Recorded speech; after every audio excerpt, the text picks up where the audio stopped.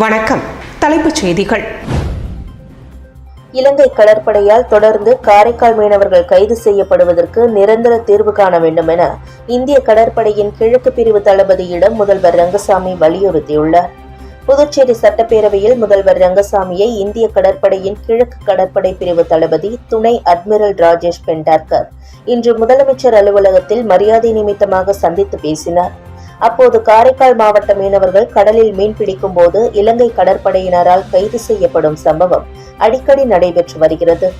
இதற்கு நிரந்தர தீர்வு காண்பதற்கான நடவடிக்கை மேற்கொள்ள வேண்டும் என்றும், கடற்படையின் செயல்பாடுகள் மற்றும் முக்கியத்துவம் குறித்த கல்வி மற்றும் விழிப்புணர்வை புதுச்சேரியில் உள்ள பள்ளிகளில் பயிலும் மாணவ மாணவியர்களுக்கு கடற்படையின் மூலமாக கற்பிக்க ஏற்பாடு செய்ய வேண்டும் என்றும், இந்திய கடற்படை தினத்தை புதுச்சேரியில் சிறப்பாக நடத்த ஏற்பாடு செய்ய வேண்டும் என்றும் முதல்வர் ரங்கசாமி இந்திய கடற்படையின் கிழக்கு கடற்படை பிரிவு தளபதியிடம் வலியுறுத்தினார். இந்த சந்திப்பின் போது புதுச்சேரி தலைமைச் செயலர் சரத் சௌகான், தமிழகம் மற்றும் புதுச்சேரி கடற்படை அதிகாரி ரவிக்குமார் மற்றும் கடற்படை அதிகாரிகள் உடனிருந்தனர். புதுச்சேரி மாவட்ட ஆட்சியர் அலுவலகத்தில் நடந்த சாலை பாதுகாப்பு குழு கூட்டத்தில் சாலையோர ஆக்கிரமிப்புகளை தொடர்ந்து அகற்ற வேண்டும் என அதிகாரிகளுக்கு ஆட்சியர் குலோத்துங்கன் உத்தரவிட்டுள்ளார். புதுச்சேரி மாவட்ட ஆட்சியர் அலுவலகத்தில் மாவட்ட ஆட்சியர் குலோத்துங்கன் தலைமையில் சாலை பாதுகாப்பு குழு கூட்டம் நடைபெற்றது. இதில் உள்ளாட்சித்துறை, நகராட்சி, காவல்துறை, பொதுப்பணித்துறை உட்பட பல்வேறு அரசு துறை அதிகாரிகள் மற்றும் லாரி உரிமையாளர்கள் சங்க நிர்வாகிகள் பங்கேற்றனர். கூட்டத்தில் சாலை பாதுகாப்பை உறுதி செய்வதற்கு பல்வேறு வகையான செயல்பாடுகளை முன்னெடுத்து செல்வது தொடர்பாக விவாதிக்கப்பட்டது. மேலும் சாலையோர ஆக்கிரமிப்புகள் அகற்றும் பணியை தொடர்ந்து மேற்கொள்ள வேண்டும், சாலையோர வாய்க்கால் பணிகளை விரைந்து முடித்து போக்குவரத்திற்கு ஏதுவாக ஒழுங்குபடுத்த வேண்டும் உட்பட பல்வேறு நடவடிக்கைகளை மேற்கொள்ள அதிகாரிகளுக்கு மாவட்ட ஆட்சியர் குலோத்துங்கன் உத்தரவிட்டுள்ளார். புதுச்சேரியில் கம்யூனிஸ்ட் தலைவர் காரல் மார்க்சின் 206வது பிறந்தநாள் விழா கருத்தரங்கம் நடைபெற்றது. இந்திய கம்யூனிஸ்ட் புதுவை மாநில கிளை சார்பில் புதுச்சேரி முதலியார்பேட்டை சாலையில் உள்ள கட்சி அலுவலக வளாகத்தில் காரல் மார்க்சின் 206வது பிறந்தநாள் விழா கருத்தரங்கம் நடைபெற்றது. கட்சியின் மாநில செயலர் சலீம் தலைமை வகித்தார். துணைத் தலைவர் சேது செல்வம் முன்னிலை வகித்தார். நிகழ்ச்சியில் சிறப்பு விருந்தினராக இந்திய கம்யூனிஸ்ட் முன்னாள் மக்களவை உறுப்பினர் சுப்ராயன் கலந்து கொண்டு காரல் மார்க்ஸ் திருவுருவ படத்துக்கு மலர் தூவி மரியாதை செலுத்தினர். இந்நிகழ்ச்சியில் முன்னாள் அமைச்சர் விஸ்வநாதன் உள்ளிட்ட கட்சியின் நிர்வாகிகள் கலந்து கொண்டனர். காசநோய் ஒழிப்பு திட்டத்தின் கீழ் கணபதி செட்டிக்குளம் சுகாதாரம் மற்றும் நல்வாழ்வு மையத்தில் காசநோய்க்கான தடுப்பூசி செலுத்தும் சிறப்பு முகாம் நடைபெற்றது. புதுச்சேரி அரசு நலவழித்துறை சார்பில் தேசிய காசநோய் ஒழிப்பு திட்டத்தின் கீழ் கணபதி செட்டிக்குளம் சுகாதாரம் மற்றும் நல்வாழ்வு மையத்தில் காசநோய்க்கான தடுப்பூசி செலுத்தும் சிறப்பு முகாம் நடைபெற்றது. இந்நிகழ்ச்சியில் பெண் சுகாதார மேற்பார்வையாளர் ஷக்கிலா வரவேற்புரையாற்றினார். இம்முகாமில் தலைமை மருத்துவ அதிகாரி மேரி ஹெப்சிபாய் தலைமை தாங்கினார். மருத்துவ அதிகாரி வினோதினி பொதுமக்களிடையே காசநோய் தடுப்பூசியின் முக்கியத்துவம் பற்றி எடுத்துரைத்து விழிப்புணர்வு ஏற்படுத்தினார். சுகாதார உதவியாளர் மதிவாணன் மற்றும் கிராமப்புற செவிலியர் திருப்பம்மாள் முன்னிலை வகித்தனர். இந்நிகழ்ச்சிக்கான ஏற்பாட்டினை ஆஷா ஊழியர் பச்சையம்மாள் மற்றும் தரவு நுழைவு ஆபரேட்டர் கேசவன் அவர்கள் சிறப்பாக செய்திருந்தனர். இம்முகாமிற்கு திரளான பொதுமக்கள் வருகை தந்து பயன்பெற்றனர். பெட்ரோல் பங்கில் பணியாற்றிய ஊழியருக்கு இருசக்கர வாகனத்தை பரிசாக வழங்கிய நகைச்சுவை நடிகர் பாலாவுக்கு புதுவையில் பள்ளி மாணவர் ஒருவர் தாமே உருவாக்கிய சிறிய அளவிலான இருசக்கர வாகனத்தை பரிசாக வழங்கி நிகழ்ச்சியை ஏற்படுத்தியுள்ளார். சின்னத்திரை வாயிலாக லட்சக்கணக்கானோர் மனதில் இடம் பிடித்தவர் நடிகர் பாலா. இவரது சமூக சேவை பணிகள் பலரது கவனத்தையும் ஈர்த்து வருகிறது. அந்த வகையில் பெட்ரோல் பங்கில் வேலை பார்க்கும் இளைஞரின் வறுமையை உணர்ந்து இருசக்கர வாகனத்தை பாலா பரிசாக வழங்கினார். இது அனைவராலும் பாராட்டப்பட்டது.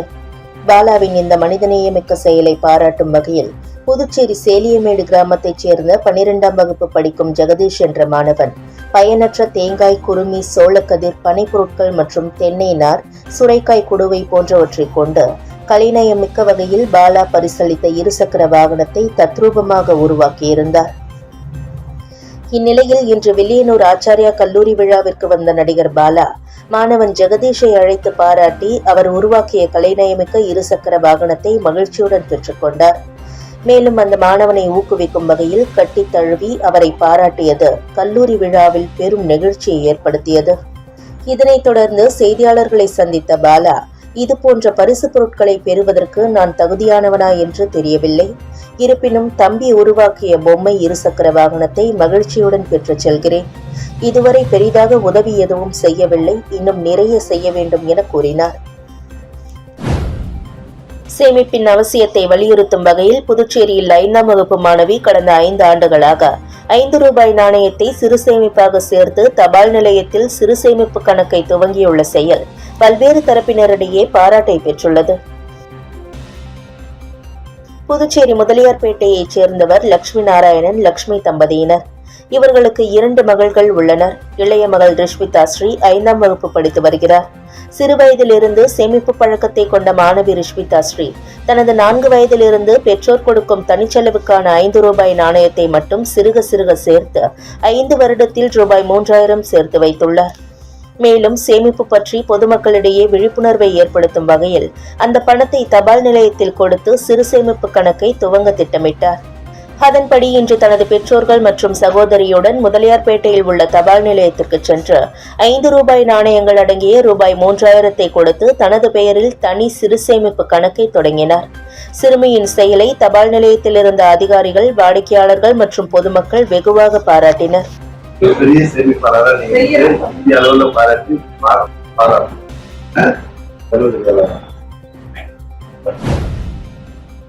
புதுச்சேரி காவல்துறை சார்பில் நடந்த கேரம் விளையாட்டுப் போட்டியில் வெற்றி பெற்றவர்களுக்கு கலெக்டர் குலோத்துங்கன், சீனியர் எஸ்பி நாரா சைதன்யா ஆகியோர் பரிசுகள் வழங்கி பாராட்டினர்.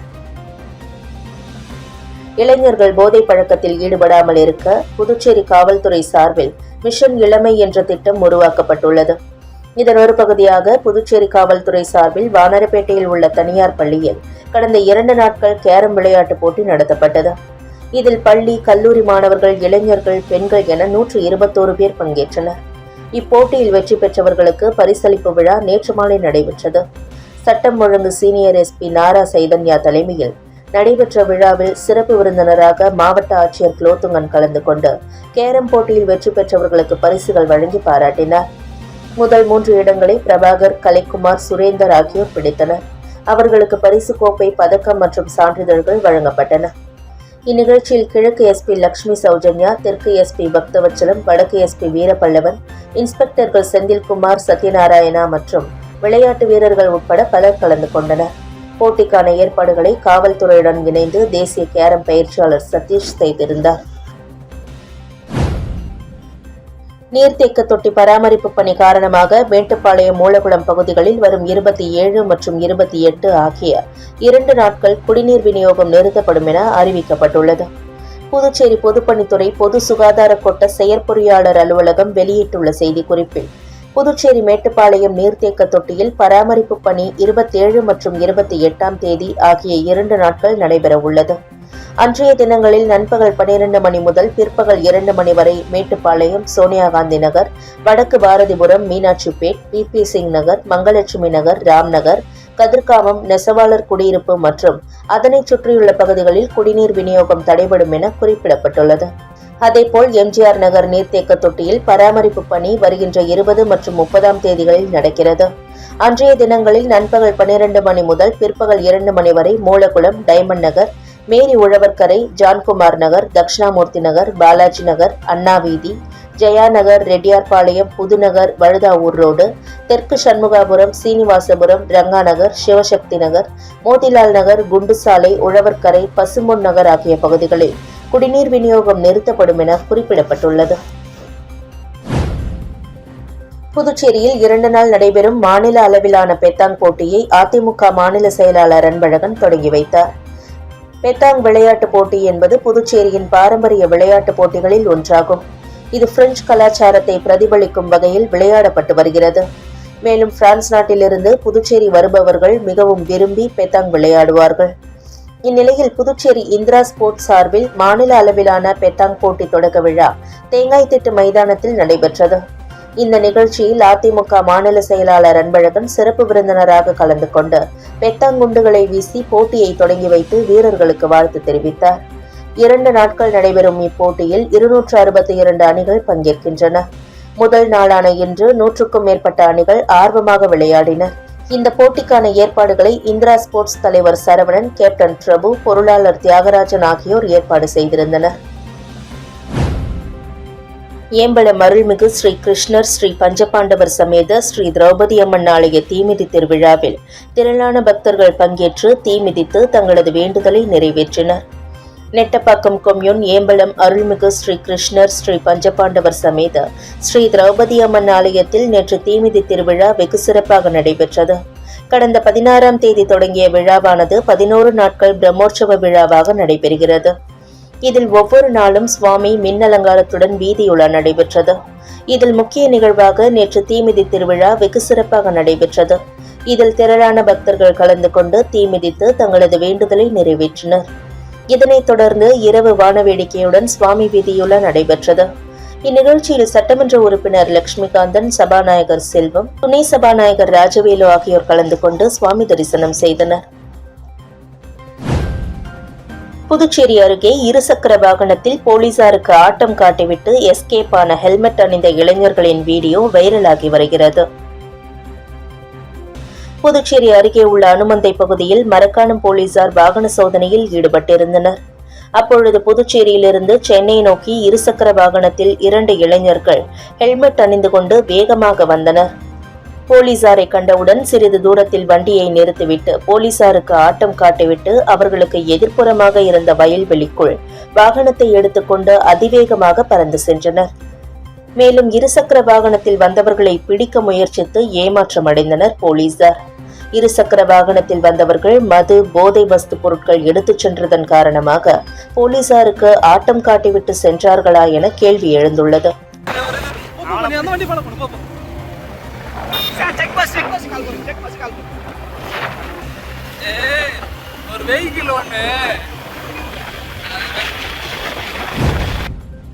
புதுச்சேரியில் அரசு மேல்நிலைப் பள்ளிகளில் +1 மாணவர் சேர்க்கைக்கான தகுதி பட்டியல் வெளியிடப்பட்டுள்ளது. புதுச்சேரி மற்றும் காரைக்காலில் 10ஆம் வகுப்பு பொதுத் தேர்வு முடிவுகள் கடந்த 10ஆம் தேதி வெளியிடப்பட்டது. இதனையடுத்து அரசு மேல்நிலைப் பள்ளிகளில் +1 மாணவர் சேர்க்கையை நடத்த கடந்த 13ஆம் தேதி முதல் 24ஆம் தேதி வரை விண்ணப்பங்கள் பெறப்பட்டன. அதன்படி அரசு பள்ளிகளில் படித்த 10ஆம் வகுப்பு மாணவர்களின் தகுதி பட்டியல் மற்றும் நேர்காணலுக்கான தேதி, நேரம் அந்தந்த அரசு மேல்நிலைப் பள்ளிகளில் உள்ள அறிவிப்பு பலகையில் ஒட்டப்பட்டுள்ளன. தகுதி பட்டியலை தொடர்ந்து வரும் 27ஆம் தேதி மாணவர் சேர்க்கைக்கான கலந்தாய்வு அரசு மேல்நிலைப் பள்ளிகளில் நடத்தப்படுகிறது என கல்வித்துறை அதிகாரிகள் தெரிவித்துள்ளனர். இத்துடன் செய்திகள் நிறைவடைந்தன. வணக்கம்.